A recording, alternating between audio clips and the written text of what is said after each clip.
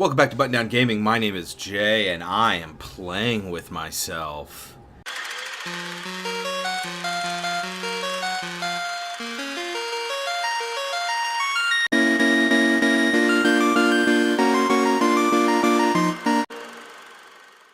So we're still doing character creation, apparently.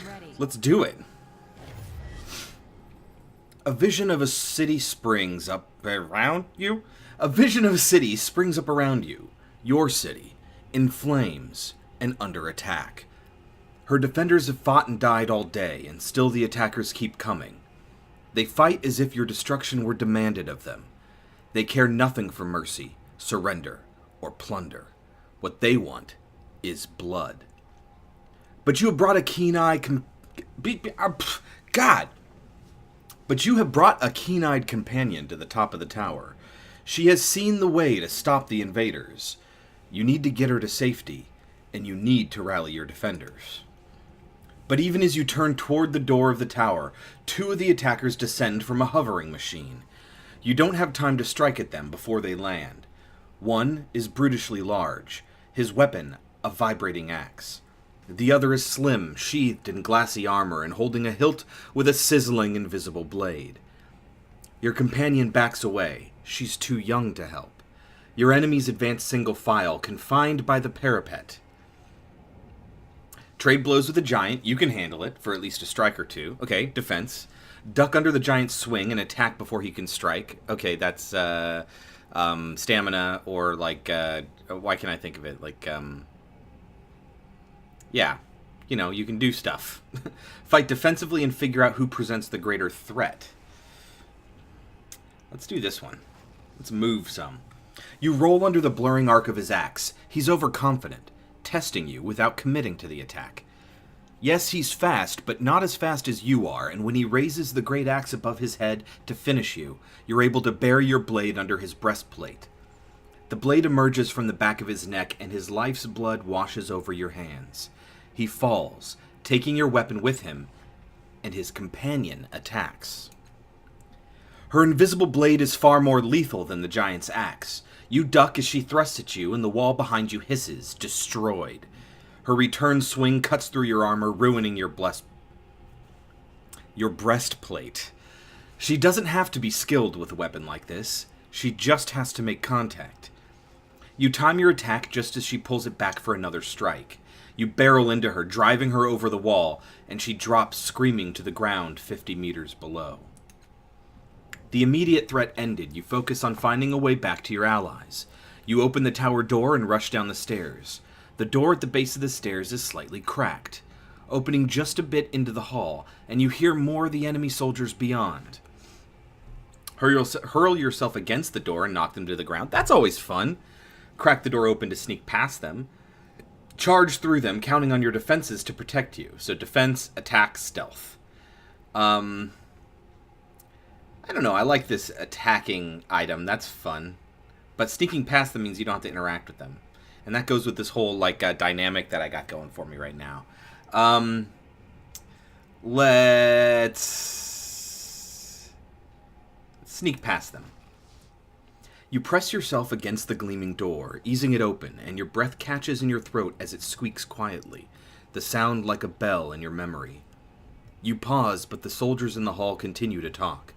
You push again, squeeze yourself through the narrow opening, and creep down the blood-stained hall. The memory begins to fade, and you find yourself back in your own body.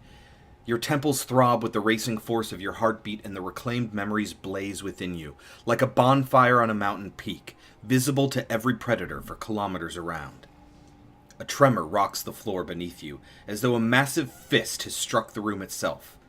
Swaying on your feet, you see frantic movement within the borders of a mirror at the edge of the room. Am I actually trapped here? Oh. Hey, this is the mirror we were talking about. I'm going. Looks like we're the reflection, it's reality. The border of this mirror is lavishly decorated with a dizzying number of interlocked symbols. Daggers, masks, paintbrushes, amulets, and more. But that's nothing compared to what you see in the glass. You see a vast crowd of people, exact doppelgangers of you, shoving, arguing with, and fighting each other.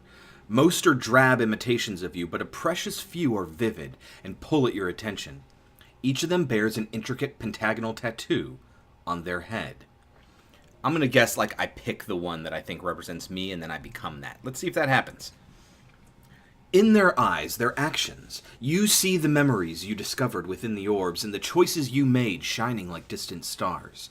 Your hand twitches at your side, and though some of the bright doppelgangers ignore you, an even smaller number immediately turn to you, waiting for you to choose them and learn what you might become. A rumble shakes the room, and a slow vibration spreads from the darkness below, rippling toward the ceiling. All right, charming smile, slipping gracefully through the mob. Slick doppelganger that's smooth talking the others. Point at the doppelganger moving stealthily through the crowd. Step away from the mirror. Okay, these are both like the same thing, and these are both like the same thing.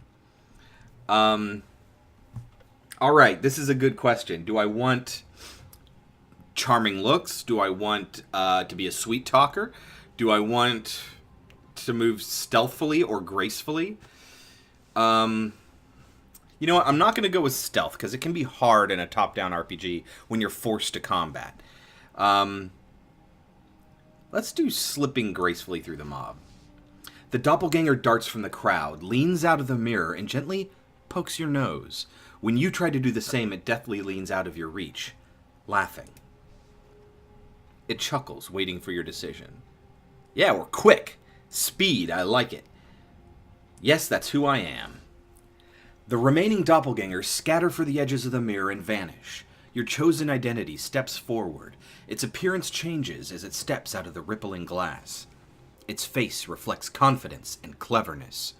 Shadows of weapons flicker in and out of its hand, and a few devices shimmer on its belt.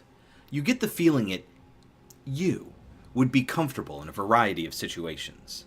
The word Jack sounds in your mind. Gained descriptor, graceful. I guess I'm a jack of all trades? Your doppelganger continues walking, stepping into you, filling you, making you whole. Your decision rings out in the cavernous room, awakening and unlocking vast mechanisms behind the walls. Suddenly, a grotesque noise rings through your shared worlds, like a bell if bells could rot. Something is coming. The mirror fades, leaving a dark open doorway. You take a deep breath and step through. Yay! Alright, now I guess I probably get to change some of this. Let's find out. Your choices in the memories in the mirror have begun to build your character, but now you have the opportunity to decide on a number of details. First, you can decide to change your type. Type defines the abilities and skills you'll be able to acquire as you advance.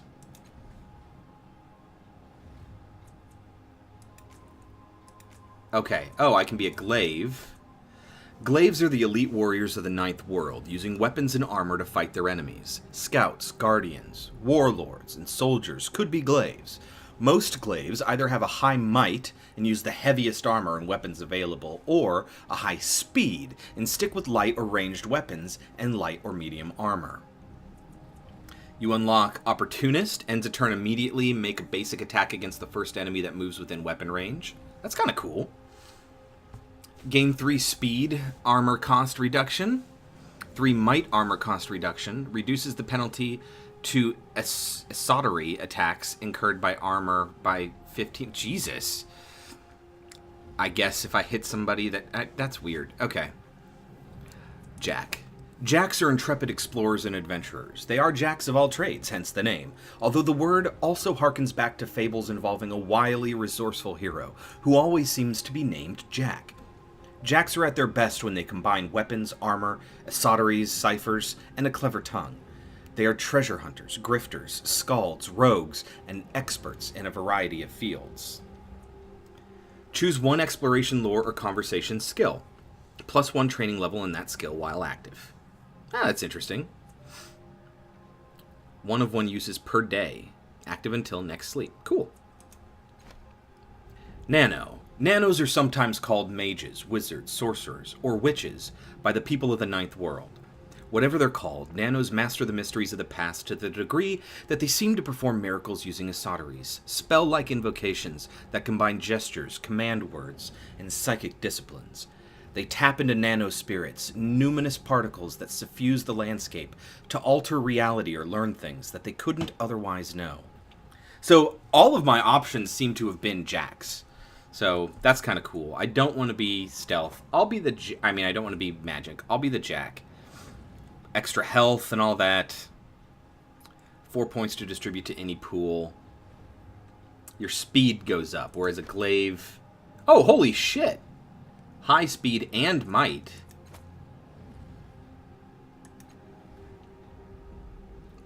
Training level, inability. Smashing, inability. Oh, but quick fingers, I'm trained. Okay, so I only get 2 speed, but as a glaive, I get 3 speed and 1 might. Interesting. And nano... So, dude, Jack doesn't get a lot of bonuses to stats. But you know what? Stats change, man. Stats change.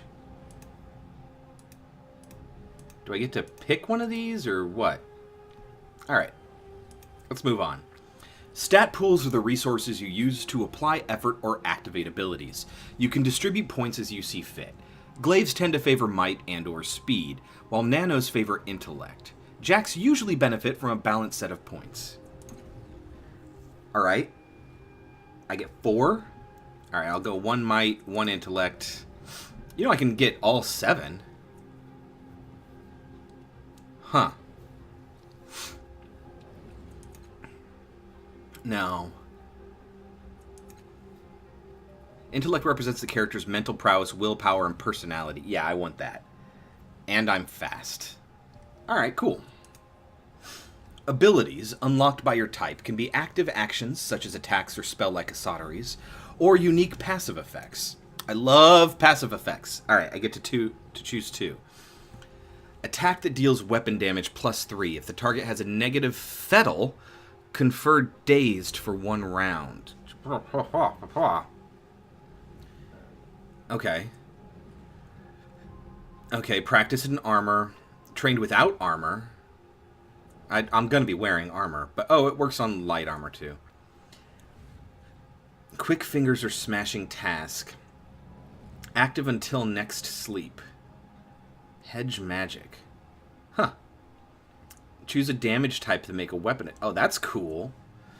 Let's do practiced in armor. And Sucker Punch is pretty cool, but that's more for a stealth thing.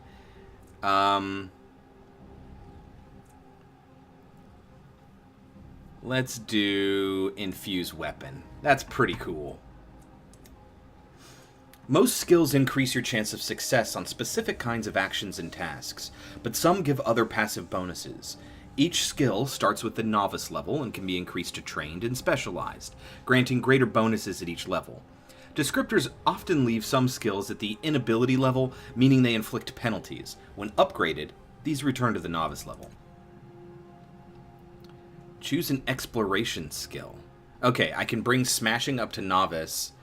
I can become practiced or fully trained or whatever in quick fingers, or I can choose any one of these. Persuasion is always pretty cool. Perception's also pretty good.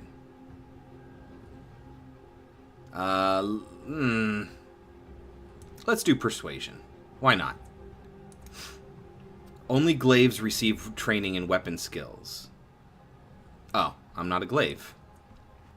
Although you chose your descriptor from among the many doppelgangers in the mirror, you now have the chance to view the specific bonuses and penalties it grants. You can also examine the effects of other descriptors and choose a new one if you wish. Okay, what was it that I was? Graceful. Quick, lithe, and dexterous, able to move with grace and beauty. +2 to the speed pool. Oh, that's why I had 2 at the speed pool. Interesting. +1 training level and quick fingers. Okay, that's also why I have quick fingers. Careful, meticulous, charming. Persuasion. Deception. Ooh, deception's pretty cool. Extra willpower. Oh man, charming's pretty cool. clever. You get intellect, intelligent, learned, mechanical, mystical, observant. Oh, and I get concentration. But I can't run. Strong-willed, swift, tough, wrathful. Observe's pretty cool, and it gives me the perception that I wanted. And there's persuasion. If I choose charming, I can take it off of persuasion and give it to perception.